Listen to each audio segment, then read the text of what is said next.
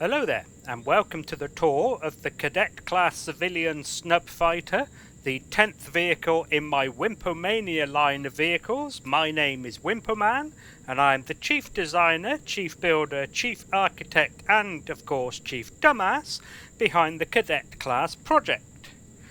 Now, you'll be happy to hear that there is no original vehicle to show you, so the first segment of this video is going to be its role and its task equipment.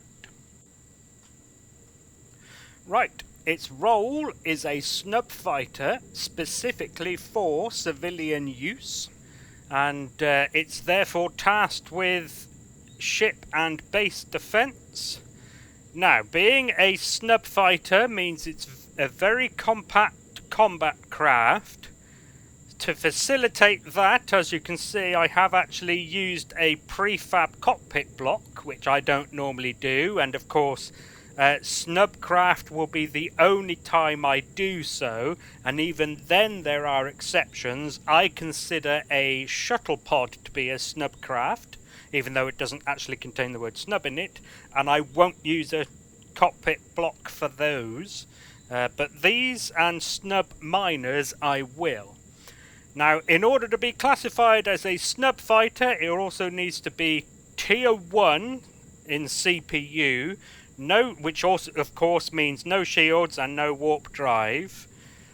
Now, to be a civilian, it needs to have at least some fixed Gatling guns and no turrets.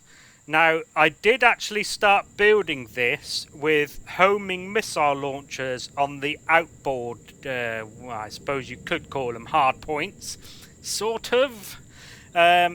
But CPU became an issue, so I had to replace them with Gatling guns. So it comes with 4 Gatling guns, and of course, as usual, you could probably call the thrusters part of its task equipment, because without those it wouldn't be able to move. Okay, so that's the end of the first segment. The next segment then is going to be its propulsion, handling, and lift capacity.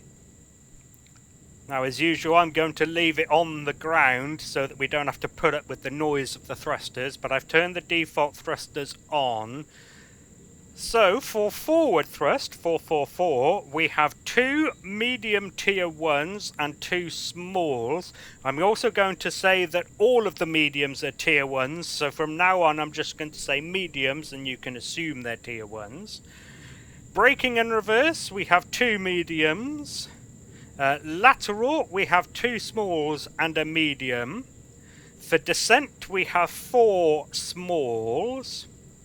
And then for its default ascent lift, we have 2 smalls and 2 mediums. Yeah. Then max lift turns on another small and another medium on each side. Right then, handling, starting with its agility. No, I normally start with its maneuverability.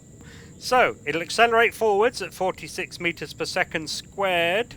It'll also do the same upwards, because it's the same number of the same type of thrusters. Reverse is 32 meters per second, lateral is 30, and down is 28 meters per second squared. Now I'll do agility. Yaw is 50 degrees per second, pitch is 45, and roll is 94. I should point out as well that there are no RCSs on this thing. So I'm going to turn max lift on. The lift will double because it's, again, the same number of the same type of thrusters in addition to what it already has for lift. Also, of course, pitch and roll will change. So 46, 45 and 94. Let's see if I can remember those. So that was 46. See, I can't remember what that one was now. For God's sake. And then 90 something. Oh, fucking brain. So there you go. That's how it changes when you turn max lift on. I do have a LCD screen in here that tells you in what Gs you can operate. So with max lift on, you can operate it up to 18.6 G, which I don't think you will ever get in, certainly in vanilla Empyrion, you won't get any planets with that kind of G-force. And you will also notice on this screen, if you're familiar with my builds, that I normally put how much in addition to itself it can lift, but on this one I've put its total, because as we get to the upgrading bit later on, you'll see that you can make some modifications to the Cadet class, and I wanted you to know exactly how much the thrusters could lift, rather than having to try and calculate how much you've added based on what it was and then deducting that from the additional. It's easier for new players, and of course, being a tier 1 craft, it could be used as a starter. It would be a combat orientated starter, but it could be. So I wanted to make it a bit more easier. A bit easier. So that's why the LCD in here shows its totals, because I didn't want you to have to do any maths. Should I do a little test fly? Might as well. Have I got max lift off? Yes, I do. So here we go. I'm going to turn pilot mode on. This is how she handles, and as you can probably tell from the stats, she is fairly agile. Yes. Am I going to hit the ground? No. Cool. Right, I'm going to land back down, but there you go. As you can see, she is pretty decent. Right, back on the ground. So, the next, that'll be the end of that segment. The next segment then is going to be her power, fuel and air. And as usual, I will talk about this stuff now and show you where they are later on. So, in terms of power, she has a single small generator. Fuel, she has 4 large fuel tanks. And O2, she has 2 O2 tanks. Of course, being using a prefab cockpit block, there is no ventilators. There is also no O2 stations either. Alright, that's the end of that fairly quick segment. So the next segment is going to be her weapons, defences and construction. So, weapons. She has 4 Gatling guns, fixed Gatling guns, on by default. And then that's it. Like I said, when I started building, the intended loadout was 2 GATs and 2 homing missiles, but again, CPU, I had to take them off. Defences, she doesn't really have any. So, as usual, I've got a unpainted one over there to look at in a minute, but she practically has no armour, except for in here, there is a second shutter door and a triangular thing. So I just remembered I needed to do something. That's why my brain lagged there. Yeah, there's a triangle shape here protecting the core, and then of course further back from that is a full block and another ramp. Okay, let's have a look at the construction. So she's all steel. She has no structural frame. The cockpit block is not an armoured one, it's just a standard one. And she has a really small amount of carbon composite, combat composite apparently. The illuminated orientation panels on the outside are the only bits on the outside that are carbon composite. On the inside, if we have a look up here, there is a little bit inside that, if we go and have a look at the painted one, is supposed to be holding up or holding in place the generator, but they are of course carbon composite so that you can remove them easily. Okay, that's the end of that segment. Oh, did you want to... should I give you a better look? No, I think you've got the idea. It's all steel and it's very small amount of carbon composite. Yeah, I don't think mumble. Do you? No, I don't think so. Okay, next segment then is going to be a very quick one. Resource gathering, production and storage.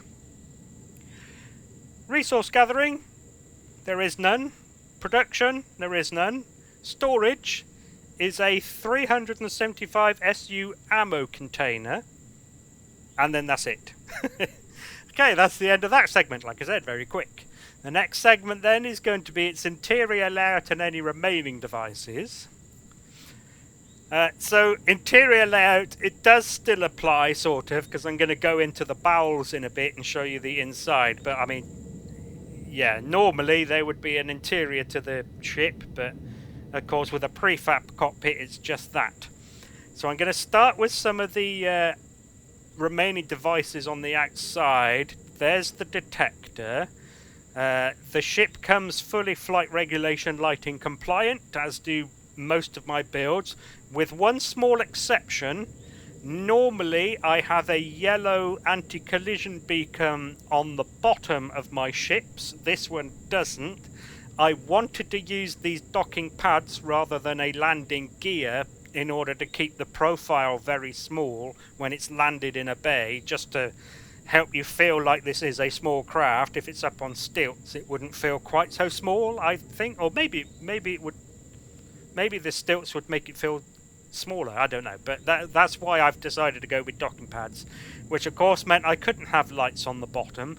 The astute among you may have seen actually in the screenshots, because I couldn't be bothered to take another one, there was actually, the yellow light was there. So, there we go. Right, so, first we have its orientation lights. We first have the illuminated orientation panels, which act as its formation lights.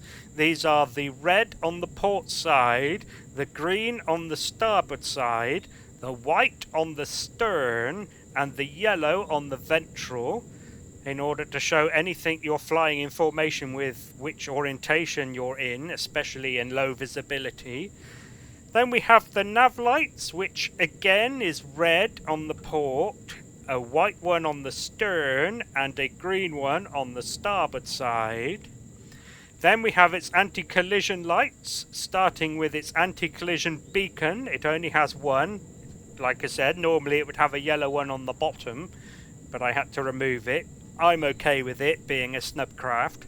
So this is a red flashing light on top that comes on automatically with the thrusters. You may have seen it flashing earlier, actually, when I turn the thrusters on. Then also part of its anti-collision is the flight strobes. Those are the bright white flashing ones on the wingtips of planes you see flying around. There's one there and one there. And then we have some running lights. Only two on this one. There was actually a third again on the bottom, but I had to take it off. And these let any observer know that the ship is still running, especially if you've turned power save on. Oh, I should also have mentioned what the point of the anti-collision lights are. So the anti-collision beacon that comes on with the thrusters will let any observer know that the ship could move at any time. That's the idea IRL, so I've translated it into the game. Doesn't quite translate as well, but the flight strobes aid with visual acquisition at a distance. Doesn't really work in game because the lights don't really show at distance like it would do IRL, but never mind. Anything else to show you? Oh, it's got a headlight. I always forget that, but it has one. Already showed you the docking pads. I'm now going to show you the little hatches, actually. So, in these ones that are coloured the same as the fuel tanks are the fuel, the ones coloured white has access to the O2 tanks, and of course I do this in case you want to manually interact with these things. In through the ammo green, I suppose, access hatch, we have the ammo and actually the core. Oop, that one first. And then on the bottom we have a blue one to signify that there's power in here. But this is also where the expansion slot is. Expansion space? Yeah, that's more accurate. Which I will cover more in a bit. Oh, I need to show you where everything is, don't I? So, there is the second O2 tank, which is behind, which is behind the first one. There's the fuel. There's the ammo, which of course, as I showed you earlier, you can access from the outside there as well. And there's the wireless connection. Oh, and yeah, I showed you the core, it's up there. Aye. And then that's it, inside. Right, so that'll be the end of that segment. The next segment is going to be its shortcuts and signals. Not many on this one. Starting with the device group column, we have the main propulsion shortcut. That turns on what I called earlier the default engines. So it'll leave off the max lift engines and it'll turn on, like I said, that anti-collision beacon there. Oh my god. Max lift will of course turn on the other lift thrusters. The weapon switch will of course deafen you while extending and retracting the Gatling guns. You may have noticed it was yellow. I'm going to edit out the sound. Done. So it's yellow because I have left you a turrets device group. Oh, I almost always forget. Please don't auto group because my well, it's not quite so important on this one, I suppose. You probably could wire them up, except maybe max lift, but you know, whatever. But especially max lift and main propulsion rely on the custom groups. But I have given you a turrets one in case you want to add a turret, which is why this switch is yellow, because it's detecting that that group is empty and it of course is already connected to that switch. And then of course there's the headlight switch, which sometimes is over here, but I've moved it there just that there was 4 of each in order to make that heads-up display work. It's now over there for this vehicle. Why am I losing my voice? Oh, in case you're wondering why I've given you a headlight switch. Even though you can turn it on and off from inside the cockpit with the keyboard shortcut, which for me is L for Lima, I don't know if that's what it actually is. If you get out the cockpit accidentally leaving it on, I wanted to give you a way to turn it off without having to get back in the cockpit. Moving on then to the signals column. At the top as usual is power save. Now turning power save on will turn off the LCD heads-up displays for the cockpit, and oh, I forgot to talk about these, and the registry displays. So since I'm looking at them now, in case you care, that's Wimpomania Manufacturing, Fighter Snub Civilian, Wimpomania the 10th, and then you would put here the number of which yours is, depending on how many people are subscribed to it, plus 1 of course, because I have 1 and I'm not subscribed to it on the workshop. Of course, as I always say, if you can't be bothered to do that, you can of course put whatever number there you want or leave it as the number symbols. Oh, and in case you didn't see it, the projectors are there and there for those displays. Power save will also turn off the wireless connection. The next one will let you turn on the nav lights, as I said earlier. Red on the port, white on the stern, green on the starboard. Next one down is the flight strobes, bright white with the flashy flash. And then finally is close hatches. So if you accidentally leave one of these open, any of them, and then you notice when you get into the cockpit and go to the third person camera, I wanted to give you a way to close those without having to get out of the cockpit. So you flick that switch, it'll close any of them that are open and it won't open them again, as you can see. Right, so that'll be the end of that segment. The next segment will be its CPU and upgrading. So, as I've already said, but just in case you're skipping around in the video, I will say it again. It is a Tier 1 CPU. It comes in at just under the 6,000 euro allowed, at 5,900 and some change. The core is in through here, up there. Upgrading, again, as I said earlier, there is some expansion space in here. You would need to remove, probably, that block, and that one with the red bit on the ends. That would then give you some space in here to do what you want with. Of course, I would suggest, if you need more power, either another small generator behind this one, or of course a large here. I would also suggest, if you want to upgrade to tier 2 CPU, that the extender goes underneath the wireless connection and in front of the ammo container controller. That then gives you a bit of space down the side that you could expand the ammo down the sides, or of course more fuel or more O2 or anything like that. The other thing you could do, and I have sort of given you space, if you remove these 3 shutters, actually I will do it, and then either pick up these blocks with the circle holes in and then replace it as a full cube, or if you can't be bothered to do that, you could simply turn it and then paint it.